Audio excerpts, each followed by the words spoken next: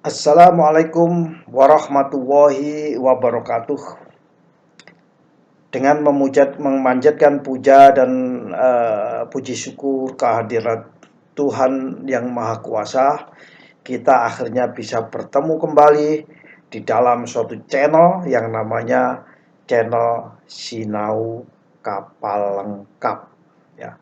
Channel ini adalah channel edukasi sebagai channel untuk menggali bersama, belajar bersama atas ketidaktahuan kita terkait dengan bisnis perkapalan, bisnis pelayaran, bisnis kemaritiman, ya.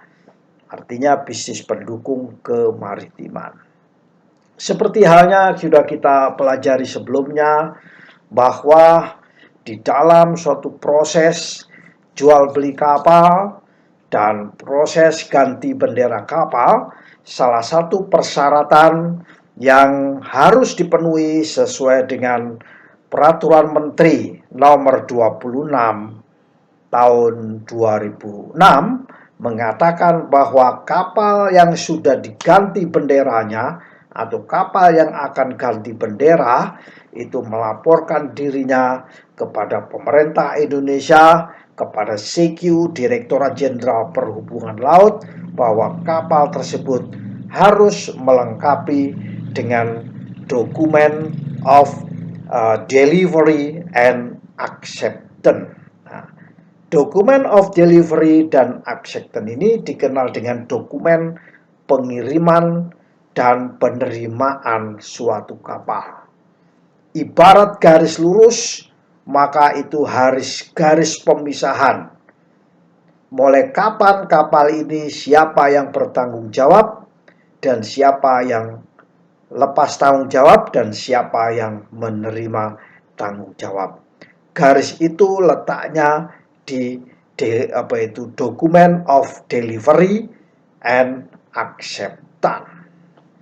Nah, kali ini saya akan berbagi perihal Document of Delivery and Acceptance dalam rangka ganti bendera kapal. Kawan-kawan semua, para praktisi maritim, para calon pembeli kapal atau penjual kapal, ya, atau para broker kapal, ya. Para broker itu biasanya bisa jadi representatif daripada si penjual kapal itu punya representatif, kemudian pembeli kapal juga mempunyai representatif. So dua-duanya mempunyai representatif. Sementara objeknya ada di laut, ya. Objeknya itu jauh. Nah, mereka semua ini keempat-empatnya ini duduk di dalam suatu meja, duduk di dalam suatu lobby, duduk di dalam suatu areal tertentu yang jauh daripada kapal tersebut, yang mungkin saja kapalnya di-anchor di tengah laut pada garis lintang dan bujur tertentu, mungkin saja kapalnya disandarkan di laut, di pelabuhan, di dermaga atau di jetty di suatu pelabuhan tertentu, atau mungkin kapalnya sedang berlayar, ya, berlayar dari suatu pelabuhan A ke pelabuhan B mengangkut komoditas tertentu, dan pada saat itu pula kapalnya diperjualbelikan. Ini yang kadang-kadang kita tidak sadari pentingnya kita mempunyai Document of Delivery and Acceptance. Ini adalah dokumen hukum, ya. Alhamdulillah kita semua sekarang belajar mengenai satu garis pemisah. Ya, katakan misalnya demikian. Suatu kapal berlayar dari Balikpapan, ya, menuju ke Kendari, ya, Balikpapan menuju ke Kendari. Sementara proses jual beli kapal dilakukan pada saat kapal ada di Balikpapan. Nah, namun di perjalanan dalam proses ini belum ada Document of Delivery and Acceptance. Di tengah jalan kapal mengalami ditabrak oleh kapal lain, ya. Kemudian kapalnya tenggelam. Ada satu pihak yang akan mempertanyakan, asuransi akan berhubungan dengan pihak mana? Apakah asuransi berhubungan dengan pihak penjual, ataukah asuransi berhubungan dengan pihak pembeli, ya? Nah, ini ada garis yang sangat-sangat jelas. Secara hukum ini adalah garis yang sangat jelas. Jadi garis ini kapan dia di delivery, kapan dia di accept, diterima oleh seorang pembeli kapal.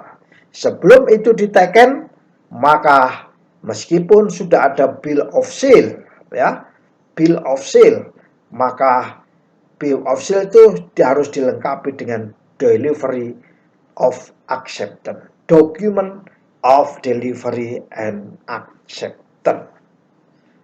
Itu penting sekali. Nah, dokumen ini itu juga diminta pada saat kapal tersebut mengajukan permohonan untuk ganti bendera kapal, ya.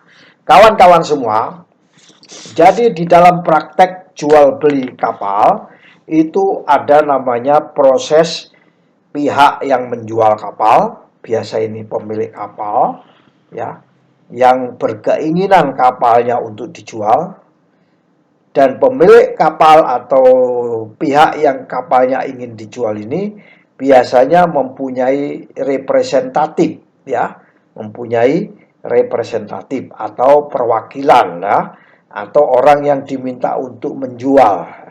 Bisa juga dari broker, ya. Makanya ada buku saya ini tentang buku pegangan broker kapal, ya, untuk kapal-kapal second hand, ya, kapal yang second hand. Nah, ini bisa dijadikan pegangan bagi para pemilik kapal dan representatifnya atau broker kapal. Demikian juga dengan pemilik kapal. Kalau tadi ini penjual kapal, ini ada pemilik kapal. Pemilik kapal biasanya, calon pembeli kapal. Biasanya dia juga mempunyai seorang representatif. Bisa juga in-house, bisa juga orang luar, bisa juga broker. Jika broker ini biasanya saling bertemu, ya, duduk di satu meja di tempat lobi tertentu, entah itu di hotel, entah di kafe, entah di kantor, entah dimanapun.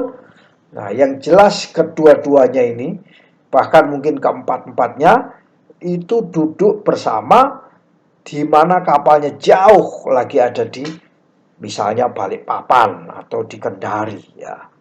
Yang dibahas objeknya ada di Balikpapan. Sementara pelobi-pelobinya dan pemilik dan calon pembeli kapal ada di Jakarta, taruh kata. Nun jauh di sana. Apa yang terjadi? Ya, makanya di dalam document of acceptance ini perlu dibikin. Nah, sejak itu dokumen itu ditandatangani, maka kepemilikan, penyerahan, dan penerimaan. Makanya ini lebih lazim disebut dengan dokumen serah terima. Pada saat itu diteken, maka dan diterima, maka di situ ada garis serah terima, menyatakan tanggalnya, waktunya, jamnya, bahkan menitnya, ya. Kenapa harus tahu tanggal sampai menitnya? Ini katakan kapal tadi sudah dijual dari Balikpapan menuju ke Batam, mau dilakukan sesuatu pengedokan misalnya. Ternyata di tengah jalan di Laut Jawa kapal tersebut ketabrak kapal lain dan tenggelam. Nah, tadi kalau itu sudah ditandatangani, maka hubungannya kepada pihak pembeli. Tapi kalau belum ditandatangani, hubungannya kepada pihak penjual. Ya, ini menjadi garis pemisah, ya, garis pemisah. Lalu kapan seorang pembeli kapal mau menandatangani atau perwakilan pembeli kapal mau menandatangani? Bila semuanya yang sudah dinegosiasikan di dalam bill of sale sudah benar Dan ingat, ada namanya proses sea trial atau uji coba kapal.